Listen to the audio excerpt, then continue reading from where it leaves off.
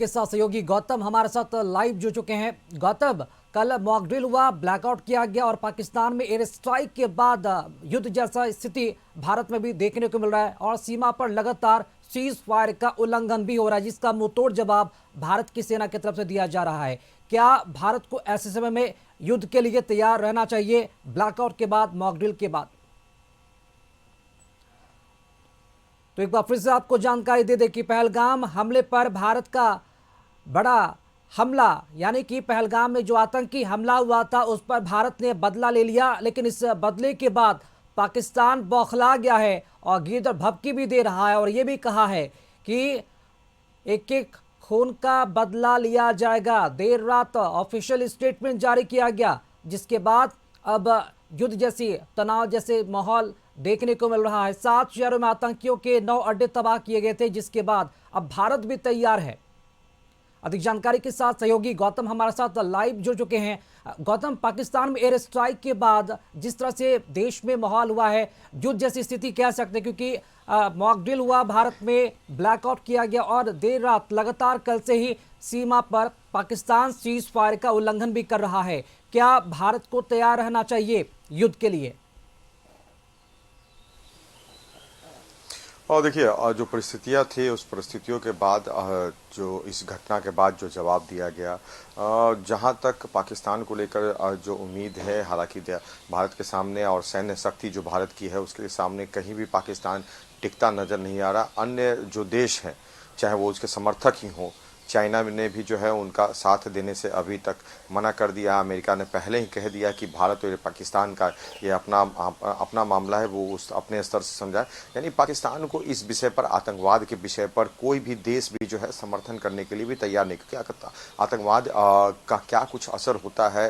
26/11 जो है world trade centre की जो घटना हुई थी, आतंकी घटना अमेरिका में, उस चीज़ों को भी जो है देश ने देखा है। और चाहे भारत के संसद में घटना हो या पुलवामा में घटना हो, या जो कहा जा सकता है कि पहलगाम में वैसे नागरिक जो घूमने के लिए अपने परिवार के साथ थे, उनको नाम और उनके धर्म को पूछकर उन्हें गोली मारी गई थी। ऐसे तमाम जो चीज़ें, जो उदाहरण सामने आई आतंकवाद को लेकर और एक क्रूर चेहरा आया है, कोई भी देश पाकिस्तान का साथ देने के लिए तैयार अभी नहीं है। क्योंकि जिस तरह से घटनाएं हुई उसके बाद पाकिस्तान अपने आप को जिस तरह से शरीफ बताता है, कई ऐसे उदाहरण उसके सामने आए, चाहे वो जो सर्जिकल स्ट्राइक भारत का जो हुआ हो उसमें आतंकियों की मौत हो, या जो कहा जाता कि लादेन को मारने के लिए अमेरिका का जो एक एयर स्ट्राइक हुआ था और पाकिस्तान के अंदर घुसकर ओसामा बिन लादेन को मारना, उसके डेड बॉडी को निकालना और देश के सामने ये पता कि पाकिस्तान किस तरह से आतंकियों को अपने देश में पनाहगाह के रूप में जो है जगह देता। तो ऐसी तस्वीरें पाकिस्तान को लेकर कई बार सामने आ चुकी है।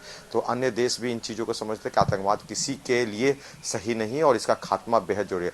भारत ने पहले से ही कह दिया कि जो घटना हुई है उसका हमने जवाब दिया है ऑपरेशन सिंदूर के माध्यम से। और ऑपरेशन सिंदूर के बाद अगर पाकिस्तान कोई भी अगर भारत के खिलाफ कदम उठाता है तो भारत उन तमाम चीज़ों के लिए पहले से तैयार बैठा। उसकी सैन्य शक्ति को बस एक इशारे की ज़रूरत है। और देखिए, पूरा देश, कोई पक्ष और विपक्ष की बात नहीं है, ये देश की बात आ गई। तो देश की बात आते के साथ ही पक्ष विपक्ष तमाम दलों ने जो है इसका समर्थन किया है। और मॉक ड्रिल के बाद भारत के जो लोग हैं वो भी पूरी तरीके से तैयार हैं कि चाहे जो हो जाए, लेकिन मुंहतोड़ जवाब देने से भारत भी पीछे नहीं हटेगा। आप हमारे साथ बने रहेंगे। सहयोगी संतोष इस वक्त हमारे साथ रांची से लाइव जुड़ चुके हैं। संतोष, कल पूरे भारत भर में मॉक ड्रिल किया गया, ब्लैकआउट किया गया और पाकिस्तान भारत के बीच तनाव का माहौल लगातार है। क्या लगता है कि झारखंड में मॉक ड्रिल के बाद, ब्लैकआउट के बाद किस तरह के दिशा निर्देश डीजीपी की तरफ से दिए जा रहे हैं, किस तरह के एहतियात बरते जा रहे हैं?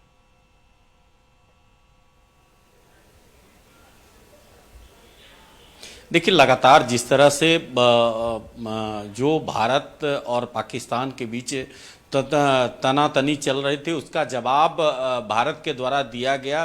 जो वायुसेना के द्वारा जो कार्रवाई की गई और उसके बाद जिस तरह से भारत सरकार के निर्देश पर एक मॉक ड्रिल किया गया और उसके बाद जो झारखंड के डीजीपी हैं अनुराग गुप्ता निर्देश दिए हैं कि किसी तरह के आपातकाल स्थिति में आप कैसे निपटे, उसको लेकर जो डीसी स्तर के डीसी और एसएसपी और एसपी, किसी जिले में एसपी स्तर के कई जिले में मॉक ड्रिल किया गया और उस मॉक ड्रिल में निर्देश दिया गया कि कैसे ब्लैकआउट हो, अगर युद्ध की स्थिति पूरे भारत में हो जाए तो आप कैसे निपटने के लिए तैयार रहे। इसको लेकर एक मॉक ड्रिल किया गया और आपको निर्देशित किया जा रहा है कि आप अगर कोई आपदा स्थिति आ जाती है तो अगर कोई किसी समय अगर कुछ हो जाता है तो आप इस ब्लैकआउट में कैसे अपने आप को सुरक्षित स्थान पर कैसे आप, इसको लेकर बताया गया। और डीजीपी लगातार जैसे भारत सरकार के द्वारा